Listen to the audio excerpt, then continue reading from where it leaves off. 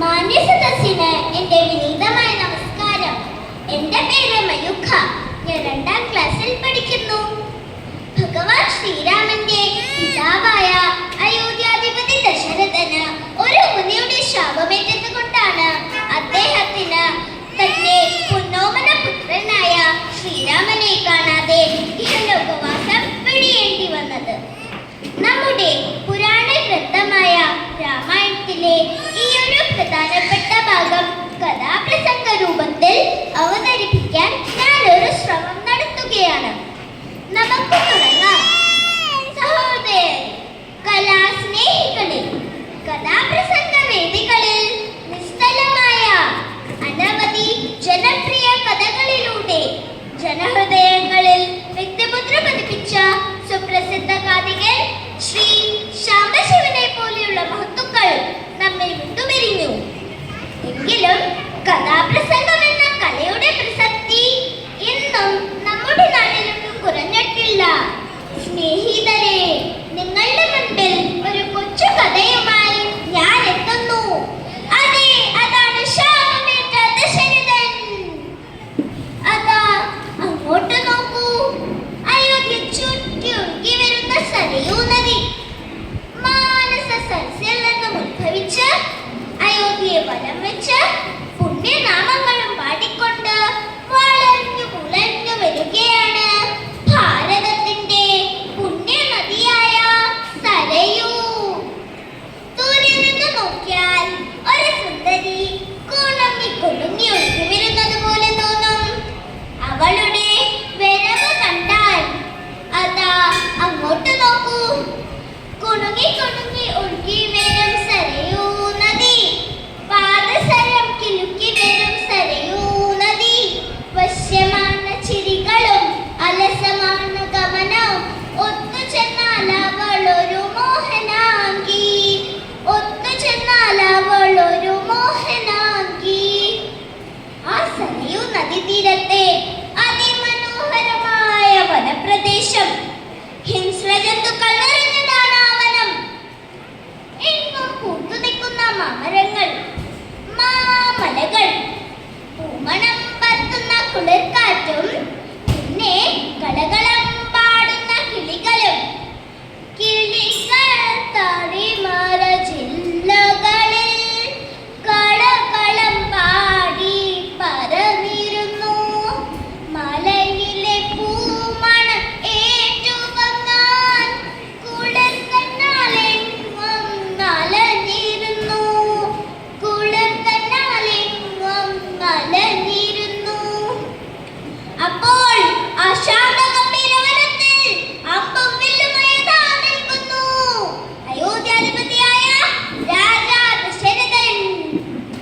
നായാട്ടിനായി തീർക്കണ അദ്ദേഹം തന്റെ ചെറുപ്പത്തിൽ തന്നെ ശബ്ദം കേൾക്കുന്ന സ്ഥലത്തേക്ക് കൃത്യമായി എവിടെയാ കഴിവുള്ള ആളാണ് അദ്ദേഹം.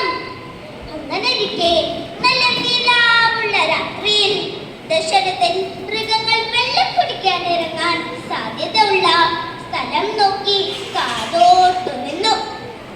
സരയൂ നദീതീര കടവുകളിൽ ദാഹജലത്തിനായി എത്തും മൃഗങ്ങളെ ശരമുനയാലെ എയ്തു കൊല്ലാൻ കാതോർത്തു കൺപാർത്തു നിന്നു രാജൻ, കാതോർത്തു കൺപാർത്തു നിന്നു രാജൻ. അപ്പോൾ രാത്രിയുടെ നിശബ്ദത്തെ ഭേദിച്ചുകൊണ്ട് ആനത്തുമ്പിക്കൽ വെള്ളമെടുക്കുന്ന ഭം ഭം ശബ്ദം ദശരഥന്റെ കാതുകളിൽ വന്നലച്ചു. ഞൊടിയിടയിൽ തന്റെ ബാണം ആ ശബ്ദത്തെ ലക്ഷ്യമാക്കി ദശരഥനെ എയ്തുവിട്ടു. ഹാ! അടുത്ത നിമിഷം ആ ബാണം ചെന്ന് തറച്ച സ്ഥലത്തു നിന്നും ഒരു മനുഷ്യന്റെ നിലവിളി ഉയർന്നു. അയ്യോ അമ്മേ! ദശരഥന് പറന്നുപോയി. നിലവിളി കേട്ട സ്ഥലത്തേക്ക് അദ്ദേഹം ഓടിയെടുത്തു. അവിടുത്തെ കാഴ്ച കൊണ്ട് അദ്ദേഹം ഞെട്ടിപ്പോയി. അമ്പേറ്റു മരമം പിളർന്ന രക്തം വാർന്ന ശരീരവും കെട്ടഴിഞ്ഞൊരു ജടാമുടിയും മൺകുടവുമായി ഞെരങ്ങിപ്പിടയുന്നൊരു മുനികുമാരൻ. അമിട്ടുപൊളിയുന്ന മുനികുമാരൻ ദശരഥനെ നോക്കി പറഞ്ഞു, അല്ലയോ രാജാവേ, കാനനവാസിയായ എന്നിലേക്ക് കാരണമില്ലാതെ അങ്ങ് എന്തിനാണ് അമ്പെയ്തത്? അന്ധരും വൃദ്ധരുമായ എന്റെ മാതാപിതാക്കൾക്ക് ദാഹം തീർക്കാൻ ജലമെടുക്കാൻ വന്നവരാണ് ഞാൻ. അങ്ങനെയുള്ള എന്നെ കൊന്ന് അങ്ങയ്ക്ക് എന്തു ഫലം? ഉള്ളിലൊരു കൊള്ളി വെക്കുന്നത് പോലെ ദശരഥ ഹൃദയം എന്തുനൂറി. ദശരഥൻ പറഞ്ഞു, അല്ലയോ മുനികുമാര, ഞാൻ അയോധ്യാധിപതി ദശരഥനാണ്. ആനതുമ്പിക്കൽ വെള്ളമെടുക്കുന്ന ശബ്ദമാണ് ധരിച്ച അറിയാതെ അമ്പെയ്തു പോയതാണ് ഞാൻ. അറിഞ്ഞുകൊണ്ട് തെറ്റു ചെയ്തവനല്ല ഞാൻ. അറിയാതെ ചെയ്തു പോയ തെറ്റിന് എന്ത് ശിക്ഷ വേണമെങ്കിലും സ്വീകരിക്കാൻ ഞാൻ തയ്യാറാണ്. സംഗതി ബോധ്യമായ മുനികുമാരൻ പറഞ്ഞു, അല്ലയോ രാജാവേ, എന്റെ പേര് ശ്രവണൻ. അങ്ങ് വേഗം എന്റെ പിതാവിന്റെ അടുത്ത് ചെന്ന് ഈ തെറ്റ് ഏറ്റുപറയണം. അല്ലെങ്കിൽ അദ്ദേഹം അങ്ങയെ ശപിച്ച് ഭസ്മമാക്കും.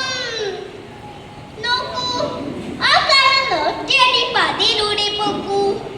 കയ്യിൽ ഈ കുടത്തിൽ കുറച്ച് ജലവും കൊടുത്തോളൂ. അതിനു മുൻപായി എന്റെ ശരീരത്തിൽ നിന്നും എന്റെ നെഞ്ചു പിളർന്ന ഈ ഊരിയെടുക്കൂ. വേദന സഹിക്കാൻ കഴിയുന്നില്ല രാജാവേ. പ്രാണൻ പോകാനു പീഡയുണ്ടേറ്റവും പാനം പരിക്കതി മെഴുകരുതേതുമേ. ദശരഥൻ പിന്നെ അമാന്തിച്ചില്ല. അദ്ദേഹം ആ മുനികുമാരന്റെ നെഞ്ചിൽ തറച്ച ആ അമ്പ പറിച്ചെടുത്തു. വേദനയാളുന്ന കുളഞ്ഞ ദശരഥനെ നോക്കി ആ മുനികുമാരൻ ജീവൻ ധരിച്ചു. സരയുന്നത് പൊട്ടിക്കരഞ്ഞു. പാതിരാക്കിളികൾ ചെറുകടിച്ചു പതന്നുയർന്നു. ദശരഥൻ പിന്നെ അമാന്തിച്ചില്ല. അദ്ദേഹം ആ മുനികുമാരൻ ചൂണ്ടിക്കാണിച്ച ആ പാതയിലൂടെ നടന്ന് ആശ്രമ മുറ്റത്തെത്തി.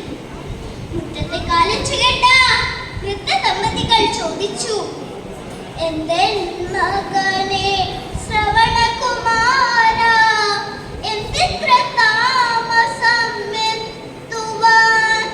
കൂട്ടരുമായൊത്ത് കളിച്ചു നടന്നിതോ വൃദ്ധരാജ്ഞങ്ങളെ മറന്നിതോ, വൃദ്ധരാജ്ഞങ്ങളെ മറന്നിതോ.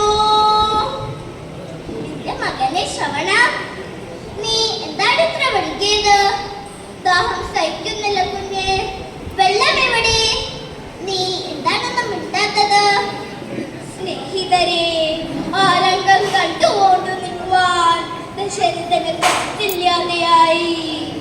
ദശരഥൻ പറഞ്ഞു, അല്ലയോ താവകശ്രേഷ്ഠ, ഈ നിൽക്കുന്ന തങ്ങളുടെ പുത്രനല്ല, അയോധ്യാധിപതിയായ രാജാ ദശരഥൻ എന്ന ക്ഷത്രിയനാണ് ഞാൻ.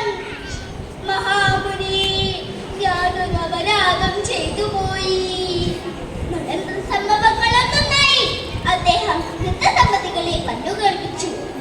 പുത്രന്റെ മതവാർത്ത കേട്ട വൃദ്ധ ദമ്പതികൾ നെട്ടിത്തച്ചു. മാതാവ് ബോധം കെട്ട് നിലംപതിച്ചു. നിമിഷങ്ങൾ കടന്നുപോയിക്കൊണ്ടിരുന്നു. ബോധം തെളിഞ്ഞ ശേഷം ദശരഥൻ അവരുടെ ആഗ്രഹപ്രകാരം മകൻ മരിച്ചു കിടക്കുന്ന സ്ഥലത്തേക്ക് കൊണ്ടുപോയി. പുത്രന്റെ മൃതശരീരത്തിൽ കെട്ടിപ്പിടിച്ച ആ വൃദ്ധ ദമ്പതികൾ വിലപിച്ചു. ഉണ്ണി ശ്രവണ, അരുമകിടാവേ, ഞങ്ങളെ കൈവിട്ടു പോയിതോ. അന്തരം ഞങ്ങൾക്ക് ആശ്രയമായി നീ. അന്തരം ഞങ്ങൾക്ക് ആശ്രയമായി നീ. സ്വപ്നങ്ങളെല്ലാം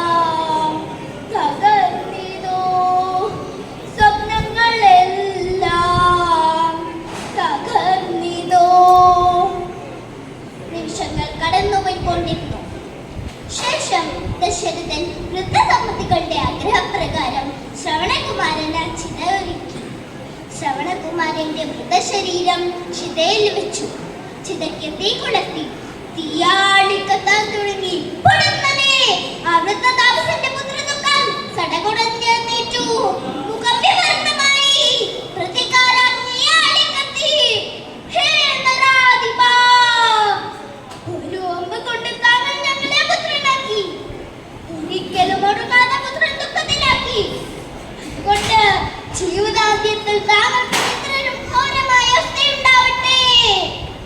അന്ന് ഒരു പുത്രന്റെ വേർപാടിൽ താങ്കളും ഞങ്ങളെ പോലെ നൂറി മരിക്കാൻ ഇടവരട്ടെ. ഇത്രയും പറഞ്ഞ ശേഷം ആ വൃദ്ധസമ്മതികൾ കൈകോർത്ത് പിടിച്ച് ആ ആളിക്കത്തുന്ന ചിതയിലേക്ക് എടുത്തു ചാടി ആത്മാഹുതി ചെയ്തു. മുനിയുടെ ഘോരമായ ശാപമേറ്റ ദശരഥൻ ആളിക്കത്തുന്ന ചിതയിലേക്ക് നോക്കി സ്തബ്ധനായി നിന്നു.